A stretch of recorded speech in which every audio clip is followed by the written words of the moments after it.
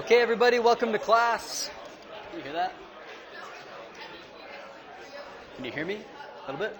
Welcome to class, everybody.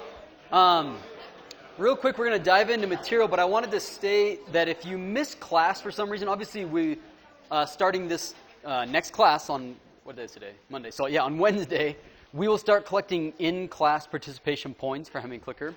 So if you miss class, it's not the end of the world, but you definitely will want to catch the class. I put all of them on YouTube. There's a playlist that's in the syllabus for this semester's class. And almost always I'll put it, last time I messed up and this had no audio for some reason. I think I forgot to turn on my switch. So most of the time it will have audio. This one's kind of useless, but in general they'll be there. And I'll even try and put links to each section, right? So if at 10 minutes in we start talking about entropy, I'll put a link right to that so you don't have to watch the full 50 minutes to find that one thing that you couldn't remember or wanted to review. You should be able to see in the description a quick link to the timestamp, okay? Okay, so for today, our learning objectives are as follows. Last time we left off, we'd introduced two concepts, right? We said that there's two things in the universe that make things happen, right? A chemical reaction will proceed or not depending on enthalpy, which had to do with bonding, right? Because bonds being broken or formed meant heat going in or out of the system. And the second one had to do with disorder, or what we call entropy, right? So our objectives for today are, first off, we're going to learn how to predict broadly entropy for different reactions as a function of size, phase, atomic number. We're then going to use tabulated values for entropy and enthalpy to figure out what the entropy or enthalpy change for a whole reaction ought to be, which is pretty slick. We're then going to finally introduce Gibbs free energy, which brings together enthalpy and entropy into one term, and that's really what we're going to use for the rest of this semester. And then if we have time, we'll actually start doing some calculations with this. And that's basically the end of all the stuff from Gen Chem 2. For those that haven't taken Gen Chem 2, that's basically it, right? Then we move back into the textbook, which is just regular material, okay? So let's pick up with the second law of thermodynamics. The second law of thermodynamics says the following. Remember last time we basically said that entropy increases, right?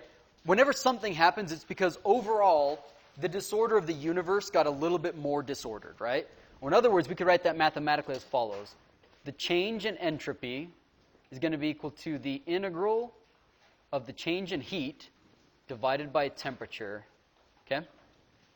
And this will always be greater than or at best equal to 0. It will never be less than 0. You will never see entropy decreasing. That's the second law of thermodynamics, okay? So, as we've been talking about, how does entropy influence a chemical reaction? Entropy increases, then that is a favorable reaction. So, can there be reactions that take place? Yeah, maybe quick question. Turn to your neighbor. Can a reaction take place where entropy decreases for that chemical reaction? Meaning it becomes more ordered. Can that happen? Turn to your neighbor and tell them what you think.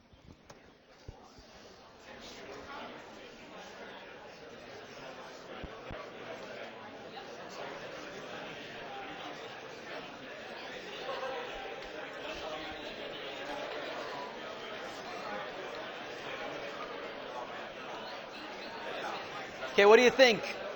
Can we ever have a reaction take place where entropy for that reaction becomes more ordered?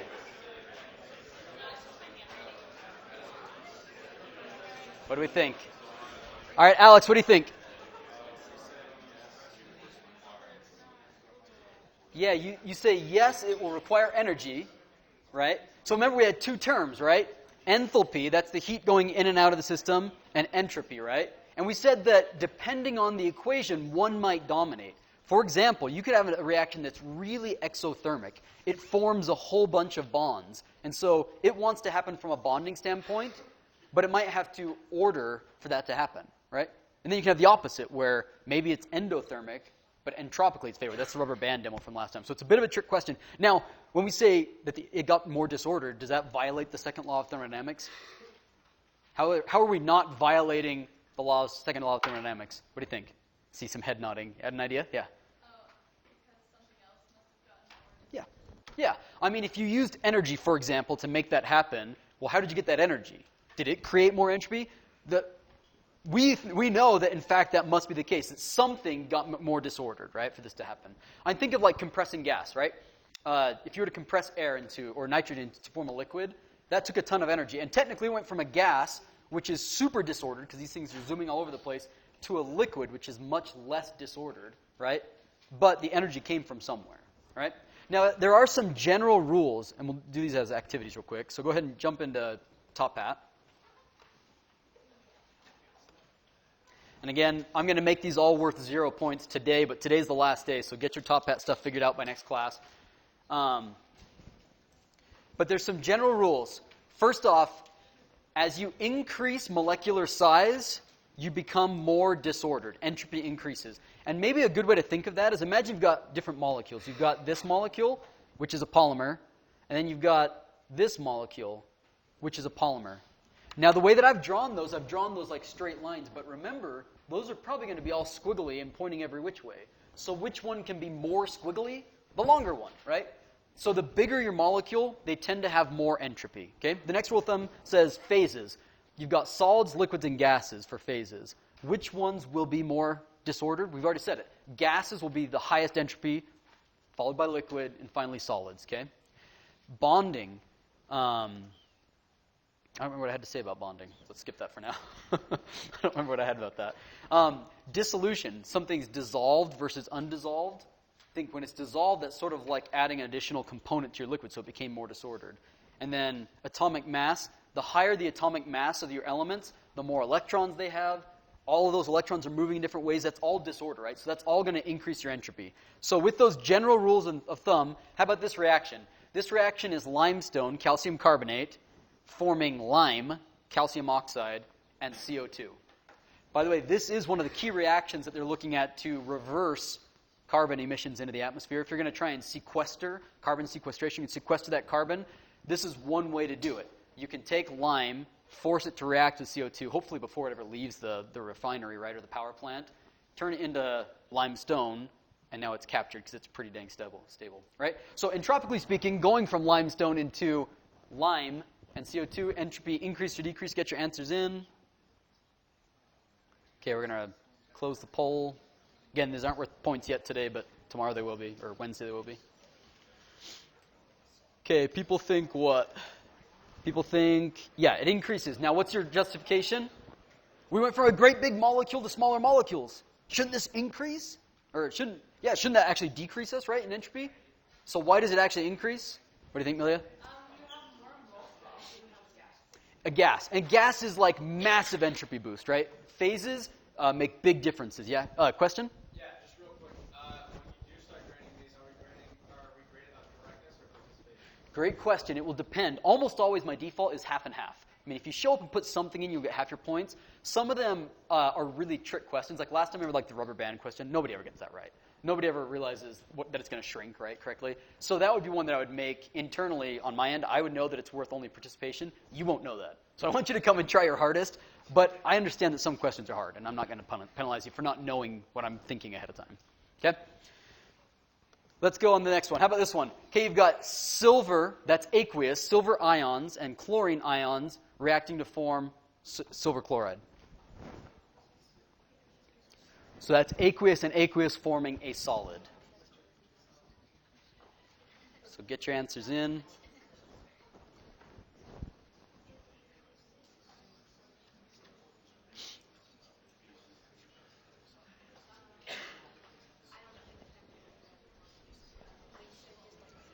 Okay, I'm going to close the poll. Okay, and people think it decreases again for the same reason. Ions in solution zooming every which way, that's way more disordered, so entropy is much larger than if it were to precipitate into that solid. How about this next one? N2O4 as a gas turning into 2 moles of NO2 gas. So it's a gas turning into a gas. What do you think? I actually don't know this one offhand. I think this one in my mind is like a 50-50. I could argue it either way. How about this? Somebody argue why entropy might increase. What do you think, Garrett? Yeah, more moles. Imagine this goes back to like the thought experiment we did last time of like white and red marbles. As soon as you introduce 2 different types, right, the number of ways you can arrange those becomes really large. So having 2 moles would really strongly favor entropy increasing. Now, what's an argument against this? Yeah. Where it's a larger molecule, like the way it can hit into each other changes. Yeah, the ways that it can rotate and configure itself, what we call the configurations of the molecule are larger. Overall, I'm pretty sure that the entropy increases. Again, it's not worth points today, but we could look this one up, and I'm guessing it increases, but we're not going to know today. Right, well, I guess we will, based on what I programmed the answer to be. Yeah, that's right. It does increase. All right, how about this one? You have the nectar of gods, right? You have Mountain Dew. In this state, right, closed can versus open. This is really just an excuse for me to drink this. Okay, right? Now you have open. So which ones did entropy go up or down in that reaction? Get your answers in.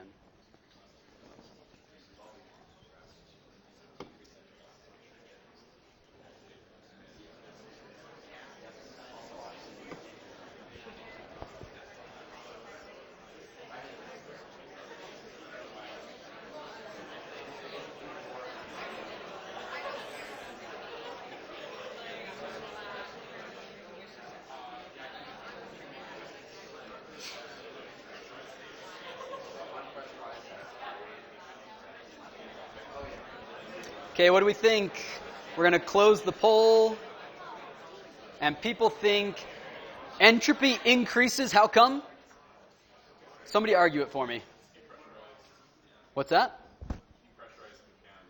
Yes, so you had things dissolved in solution, and we said that's a good thing, right? You have CO2 gas dissolved in the liquid. That is what carbonation is, right? So that has quite a bit of entropy. But what has even more entropy? As a gas, right? A gas phase as opposed to a dissolved gas in a liquid, more entropy. Any questions on this sort of approach so far? These are easy, short answer questions on midterms to put, give you a reaction and say, argue why you think it might be increasing or decreasing, right? All right. Okay, let's introduce something called Hess's law. Oh yeah, question? EBSA? Yeah. Yeah, so we would have to write, so when I say open can of soda, I guess you'd have to say open can of soda plus the gas that escapes, right, as another product. Yeah, that would be more correct maybe. Okay, Hess's law says the following, that the total change in entropy or enthalpy for your reaction, it's the same whether you do that reaction in 1 step, 2 step, 3 steps, whatever, okay? Because there's lots of different ways of achieving this, right? So consider this reaction. You've got PCl3, that's a liquid, reacting with chlorine gas to form PCl5, right? So we can write that reaction in 1 step. Or we could break it up into sub-steps, right? So for example, we could say that 2 moles of phosphorus are going to react with 5 moles of chlorine gas, right? To form 2 moles of PCl5, right? We could also write that 2 moles of PCl3 will react to form 2 moles of phosphorus plus 3 moles of chlorine gas, okay? These are totally valid equations. They're balanced. You don't know yet if these are favorable or not. We just know that they can happen. So let's write out the enthalpy for these things real quick. Okay? Once we write the enthalpies, the change, that's the delta symbol.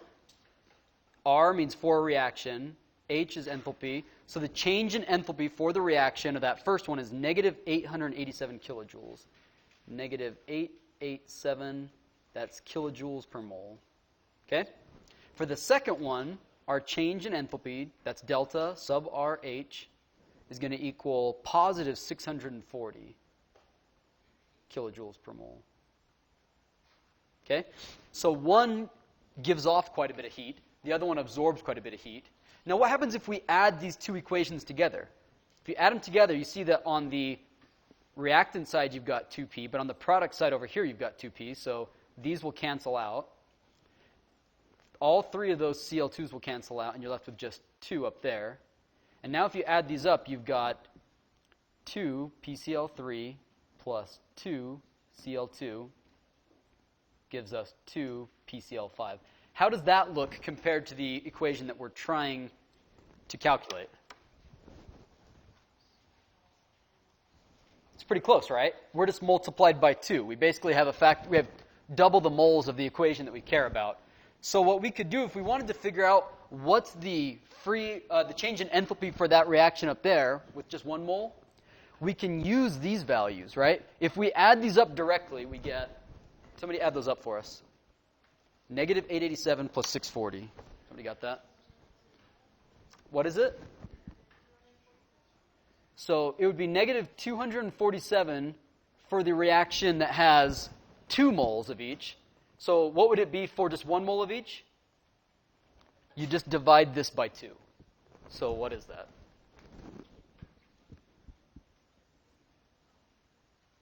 Negative, what is it?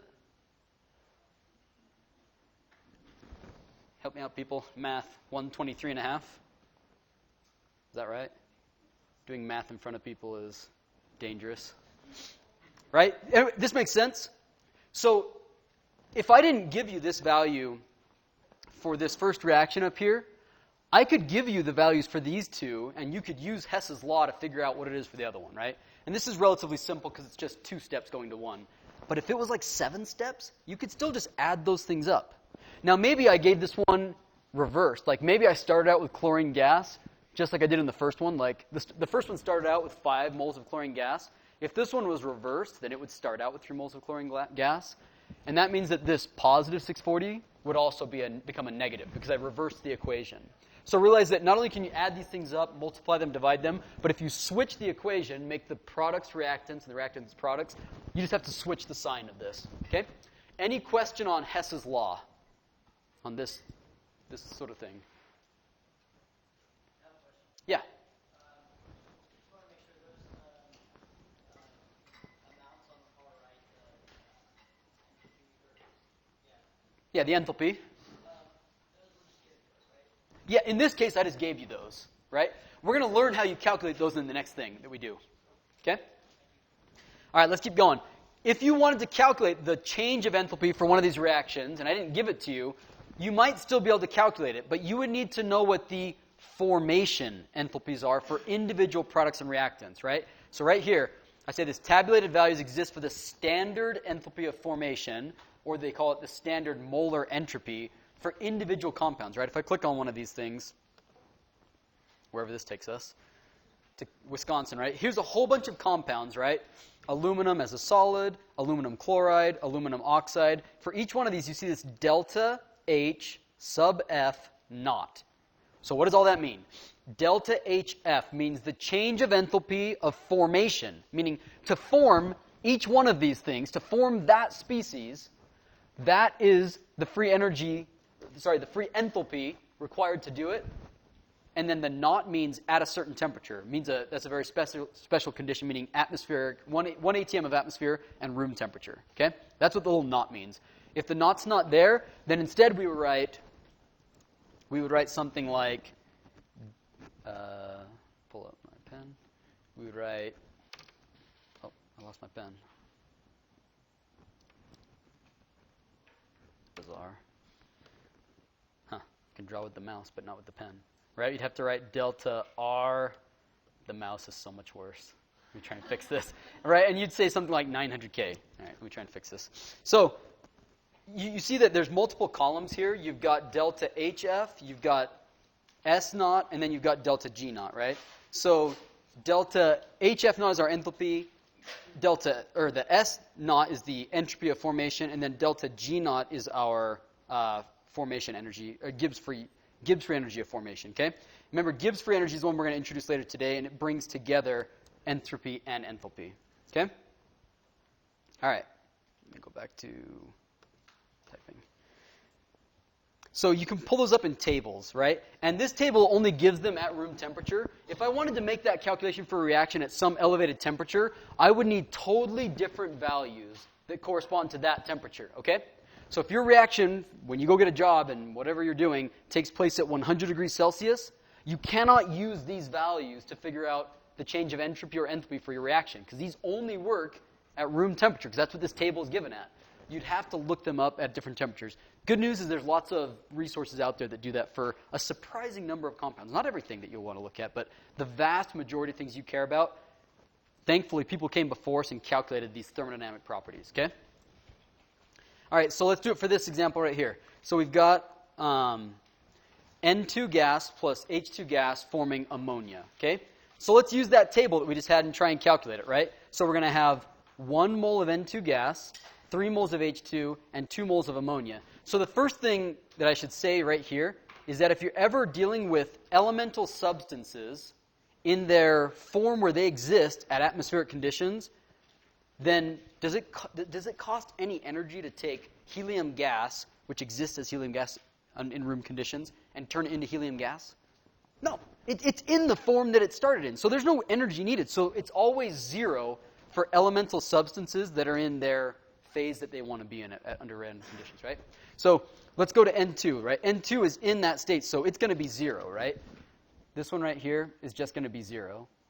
Hydrogen gas is hydrogen gas at room temperature. It's not a liquid, it's not a solid, so that's also 0. But ammonia is not a pure element, so we're going to have to look it up, okay? So let's look it up in this table, right? NH3 right there. That's for aqueous ammonia, right? So it would be different if we were talking about a gas or whatever. But if we wanted aqueous, then that would be the value right there. It would be negative 80.29 kilojoules per mole. Since we're generating 2 moles of that, we're going to need to take that into account. So the way that you do this is that the reaction is equal to the sum, right? So we're going to sum up the delta H of formation of the products. And we're going to subtract from that the sum of the delta H formation of the reactants. It's always product minus reactants, okay?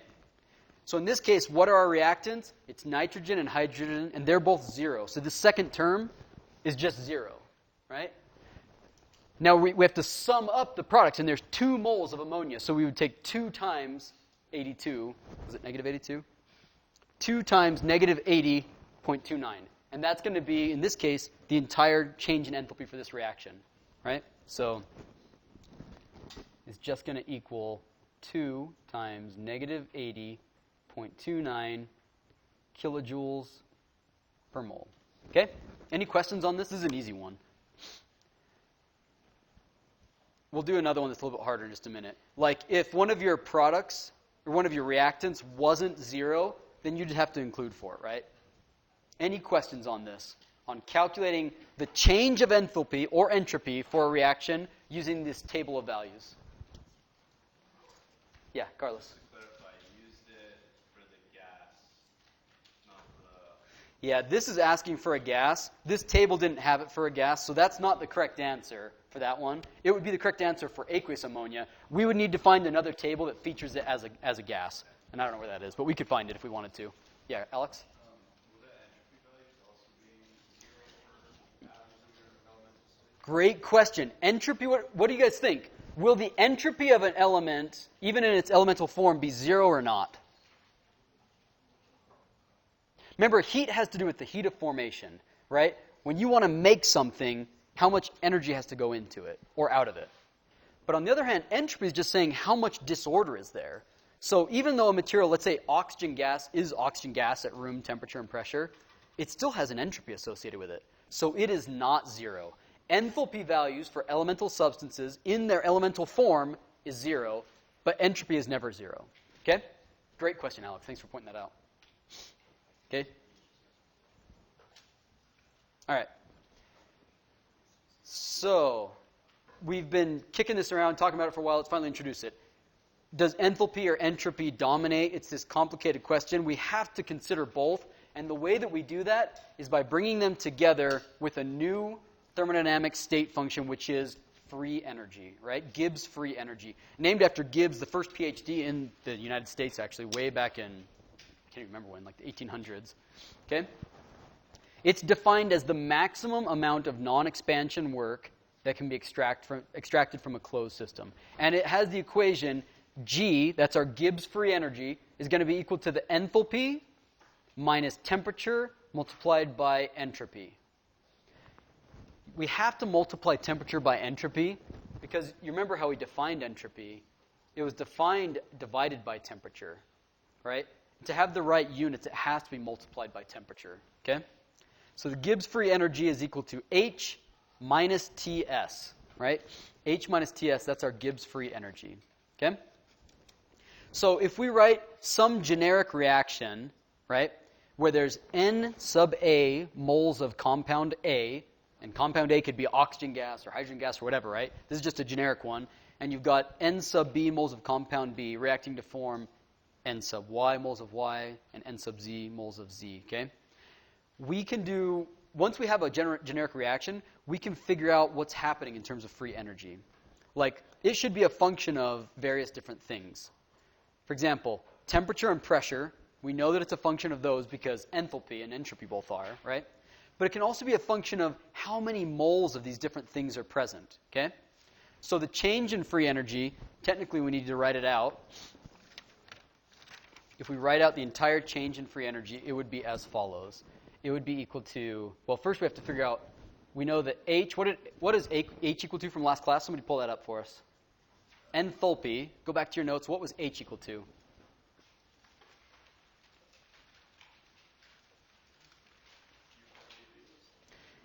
U plus PV, that's right. So G, if we just plug that in, G is equal to U plus PV minus TS, right? So if we start taking the derivative with respect to each one of these variables, let's take dG, for example. The derivative of free energy, or how free energy changes as you change temperature, dt, right? That derivative, holding all things constant, and the way that you write holding other things constant is you write the little p and then n sub j, meaning all the different n species. So the number of the moles of reactants and products are not changing. They're being held constant. The pressure is not changing. It's being held constant. The only thing changing is temperature. So you go to this expression. If you take the derivative of that expression only with respect to t, what do you get? Somebody say it? The derivative is just equal to negative entropy, right? We could do the same thing. We could say that the derivative of free energy with respect to pressure, holding temperature and all of our different reactants and products constant, what would it be equal to? Take the derivative with P, and what do you get? Just positive V, right? Or in other words, the more disordered a system is, the more disorder there, the more entropy there, if you take the derivative, how much change in free energy, it's going to be proportional to the negative of how much entropy is present. If you take the derivative of the free energy with respect to pressure, it's going to be proportional to the volume of your system or phase. We will come back to that next chapter, right? I just want to introduce it briefly now. Next chapter, when we talk about phase diagrams, we'll come back to that, so hold on to that for just a minute. Now, even when you hold temperature and pressure constant, but you don't hold these species constant, so the number of moles of reactants and products are changing. So in other words, a reaction proceeds from reactants to products without any change in temperature or pressure. Your free energy can change. It will change, and what it is equal to is what's called the chemical potential, right? I think a more physically easily interpreted way to think about chemical potential is what happens to the free energy of a system. Does it go up or down if I grab 1 mole of my substance, or an individual atom even, right, if it's on a per atom basis, and I pull it out of my system, right? If there's a reaction, let's say gasoline reacting to form, with oxygen reacting to form CO2 and H2O, what happens to that system in terms of energy if I pull out 1 molecule of gasoline? Does it go up? Does it go down, right? That would be the chemical potential of gasoline, right? So the chemical potential is on a per species basis. It's not given for the entire reaction. It exists for each individual component, and it's the energy going in or out of the system as you pull that component in or out. Okay? So as the reaction proceeds or goes backwards, it's going to be tied to this chemical potential. Again, that'll come back next chapter when we talk about phase diagrams. Okay? All right, what else do we want to get to here? Let's skip that. To what we really care about, if everything I've been saying for the last 5 minutes is Greek, and you're like, when are we going to use this? Like, don't worry about it. You're going to use this equation, right? The one that we care about is the change of free energy for reactions, right? So that's delta, that means the change. The sub R means for some entire reaction, and G is your Gibbs free energy. This is the energy we care about, right? This is the one that either goes up or down for things to happen. So the change in Gibbs free energy is equal to delta RG naught. What does the naught mean again? Yeah. It's going to be, say, for example, under standard conditions. We're going to call it the theoretical component, right? And then you've got another term that says plus RT natural log of Q, okay? So what on earth is that? So Q is our reaction quotient. So if we go back to our expression before, our reaction, this is the generic reaction that we're talking about. You can write something called the reaction quotient by taking the product over the reactants, right? So Q becomes the partial pressure of component A raised to the number of moles of component A.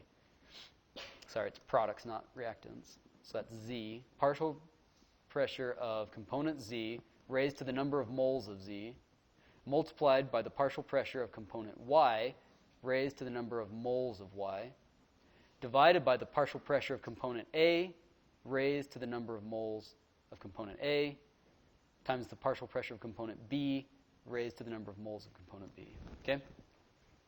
This is for some generic equation. Obviously, if your equation that you care about only has one product, then you won't have Z and Y in the top. You'll just have one, right? So you're going to take the partial pressure of that, raise it to how many moles there are, the coefficient, right? And do the same thing for the reactants underneath it. So products over reactants. Now, why on earth do we do this, right? The reason we do this is because the change in free energy of a reaction, you have to think about it in terms of two ways. There's the theoretical way, which is as it's written on paper, right? On paper, I can tell you, you burn gasoline with oxygen, you produce CO2 and H2O. And you would all say, yep, that's going to happen, right? Once you get over whatever activation energy is necessary to start that reaction, it's favorable. That's why it happens. But that's as it's written on paper. So now let me modify that. What if in my actual reaction vessel, where the experiment's taking place, I have no gasoline or I have no oxygen? Will the reaction still take place? No, of course not, right? So you have to have two terms to account for this. You've got your term right here which says, as it's written on paper, is it favorable or not? And you've got this term that says, yeah, but what do the actual numbers of moles in the reaction chamber actually say? And that's why Q has to take into account the number of moles, right, of your different species and their partial pressures, okay? Any questions on that whole theory versus experiment part? Yeah, question? What if you have non-gas? Great question. If you don't have a gas, then you write the reaction quotient. If instead of a P, it would become an A for an activity. For a liquid or a solid, you have an activity. And in the real world, that activity is not equal to 1, but for this class, we're going to set it to 1. If there's a 1 in here, then you can just ignore it. Or in other words, in this class, and in this class only, we're going to ignore solids and liquids. Because they're often close to 1. There's definitely exceptions to that rule. But in this class, we're going to assume that only the partial pressure influences the reaction quotient. Okay? Great question. Carlos? How do we distinguish the reaction quotient to heat? Oh, yeah, they're both called Q. So in the material science, it's the study of all the things, which means we run out of variables, like, pretty damn fast. Like, so, my apologies. Yeah, that's the convention. People call it Q for both of those. My apologies. I guess the units. This thing has no units, whereas heat will have units of energy. Yeah. Alex? R is the gas constant, 8.3144 joules per mole Kelvin. Yeah, that's the gas, the universal gas constant. Saw a hand over here somewhere? You got R, okay. And all these constants are in the front cover of your book if you want to find them, or you can just Google them. Other questions about this? Do people at least get the general idea, like, okay, something on paper should happen, but whether it happens in the real world is not what happens on paper only. It's, what species are actually present in the reaction vessel. And if you don't have any reactants to start with, it doesn't matter if it looks good on paper. It's not going to happen, right? Question? How do you get the partial pressures? Excellent question. In this class, I could either have you calculate it by giving you, let's say I gave you the change in free energy for a reaction, right? And so you know all of the stuff, but you don't know Q, and then you plug in Q and there's one partial pressure. You could solve for it. It's more often that we'll go the other way, that I'll give you the partial pressures. I'll say an initial chamber has, 0.2 atmospheres of this, 0.1 atmospheres of this, whatever. And then I give you information to calculate this from tabled values, and I say, does it happen or not? Meaning, is the change in free energy positive or negative? Does it go down in energy, meaning it will happen? Or is it going to go up in energy, meaning it's not going to happen? Fair enough? Yeah. So since Q does not have units, does it mean that the p-values do not matter in terms of what you're in? P, by definition, need to be in, I think, bars, actually. You can use atmosphere because it's basically the same thing. Okay? Say if they were in Tor, You would, calculations would be the same. I think you're supposed to convert it to bars or atmospheres. Okay? These are great questions. Other questions I can answer about this. So remember, let me write down this one. Solid or liquid, we ignore. Okay? You're just going to ignore it outright. Okay? Yeah? So if this, the delta R G whatever is positive, that means it's not negative? Well, think what it means. Delta means the change. R means for the reaction. So the change for the reaction in Gibbs free energy. If the change is negative, that means it started up here, the reaction happened and it went down. That means it's favorable. It will be spontaneous. It will happen, right? Now, we haven't talked about kinetics, right? It might happen really slowly. Technically, if anybody's married and has a diamond, who's got a diamond here on their finger? Anybody? Is nobody married? All right, well, diamond turning into graphite is technically going down in free energy. So that diamond ring will eventually turn into graphite. Sorry, people who bought diamond rings, right? But it happens in like millennia, right? Because the kinetics are really slow, because there's a huge activation energy. So just because something is favorable doesn't mean it's going to happen instantly, right? That's something we'll cover in a whole other chapter on kinetics. Okay? Seriously, nobody married in here? Okay. Okay, we've talked about if there's liquids or solids. So I'm going to not derive where it comes from, because I just don't think you care. Okay, quick question. What is air made up of, right? I think this is our next clicker question. Skip that one.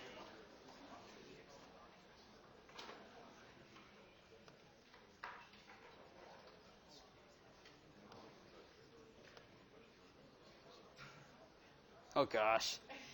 All right. What is air made up of? I don't know where I put this question. Anybody know what air is made up of? Yeah, what is it? Yeah. And what's the rough amounts? Anybody who saw, what was it? The space movie. What was it recently? What was it? Interstellar. What was the whole problem with Interstellar in their made-up universe? And two, nitrogen. They basically say we live on a planet where our atmosphere is mostly nitrogen. That's true. 78% of the air that we're all breathing right now is nitrogen. And they basically say, like, so plants were never meant to exist off of that.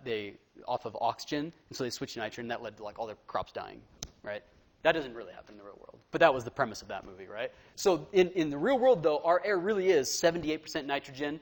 The rest is oxygen, 21%. And if you do the math, that leaves 1%, which is everything else, right? So almost everything that we breathe, 21, or I'll call it 0.21 atmospheres, right? So 1 atmosphere, meaning the air that we're all breathing, out of that entire 1 atmosphere, 0.21 of that is going to be oxygen. And then 0.78 of that will be nitrogen. And then there's like 1% of everything else, right? That's everything else in that last category. Okay? Okay, this talks about the units of partial pressure, that it technically should be in bars. You can use atmospheres for this class. Okay? How do you figure out, what do we mean by partial pressure, right? Partial pressure is exactly what I just did here. We said that 21% of the molecules in the air are oxygen, and 21% and 78% are nitrogen. So if there's 1 atmosphere of pressure total, the way that we calculate partial pressure, it's just the fraction, right? It's the fraction of them. So the partial pressure for component A is equal to the fraction of components A times your total pressure. So if inside your reaction vessel, it's 5 atmospheres, right? It's pressurized, right? Then your partial pressure will be different than if it was at 1 atmosphere, right? Because you're going to multiply that by the fraction. Okay? So that's your partial pressure.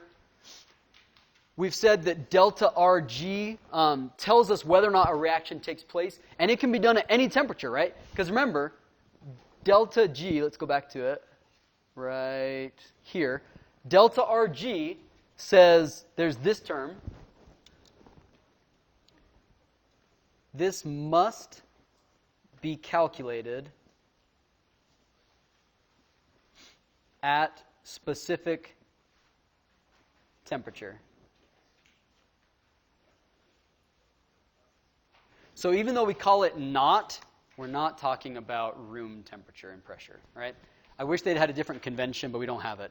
This delta RG naught, that's the energy of formation, say theoretically, but that has to be calculated at some temperature. So if you're trying to figure out if this whole reaction happens at, say, 900 Kelvin, then you would need to calculate delta RG naught, not at room temperature, but at 900 Kelvin. So again, we would go to our tables, right? And this table is doing us no good because if you see up there, that's delta G F at this room temperature. We would need to look up the free energy of formation for all of our species at 900 Kelvin. And we can do that. There's tables of those things, okay?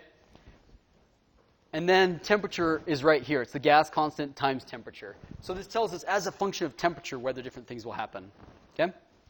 Any questions so far? Yeah.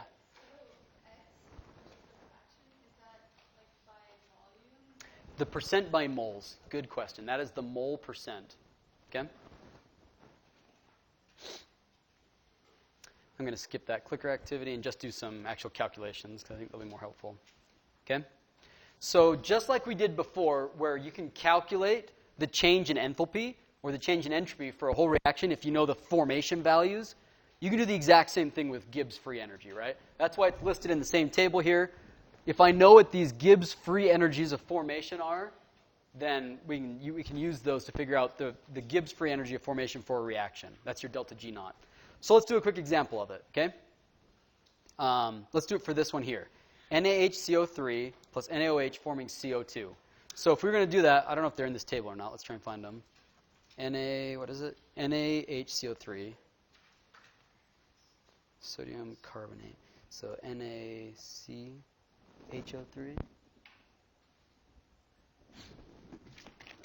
Let's see if I've got it in my notes. It must be in a clicker question. Let me jump over to it real quick.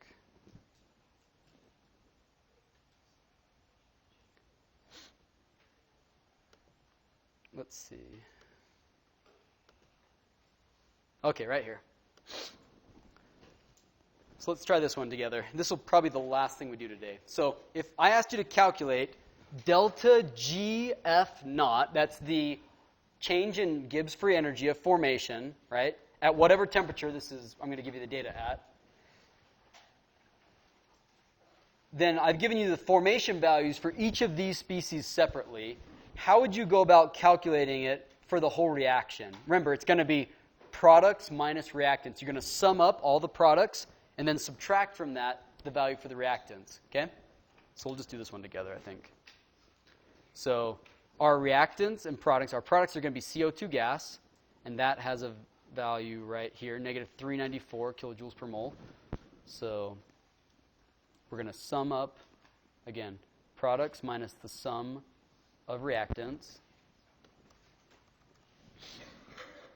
So it's going to be negative 394.4 kilojoules per mole, right? There's only 1 mole of CO2 gas, so we don't have to multiply that by anything.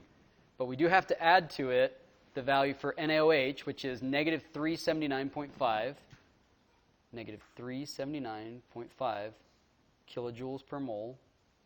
And then we subtract from that our products. And the products is NaHCO3, which is negative 851.1. Negative 851.1 kilojoules per mole.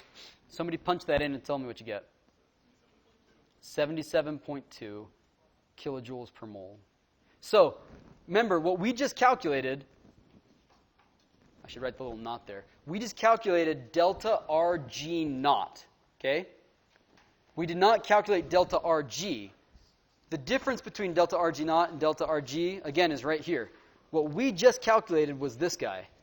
If we wanted to figure out really whether the reaction happens, it's what we just calculated, which says it shouldn't, because it's a positive 77 kilojoules, and a positive number means not favorable. But we haven't accounted for the other term, right? So maybe it is favorable, but we don't have that information because I haven't given you stuff to calculate the reaction quotient. Is this clear? Is it not clear? Can I re-explain anything that I've done today? That makes sense? The whole products minus reactants, pulling out these formation values for individual components. The fact that this is positive means that, at least as it's written on paper, that reaction should not happen because it goes up in energy for it to happen. Fair enough? No questions at all? Yeah, Sam? So in what circumstance would that other correcting factor overcome the positive? That's a great question. Let's take a look. So, again, we're adding something here, right? This second term. So, remember, if this is negative, then it happens. We're adding something, right? So this would have to, something in here would have to be negative. Will natural log of something ever become negative? So this is never going to happen. Yeah. It's more common for it to go the other way, where it looks like it's favorable, but then you get a really big positive term and it just doesn't happen. Okay?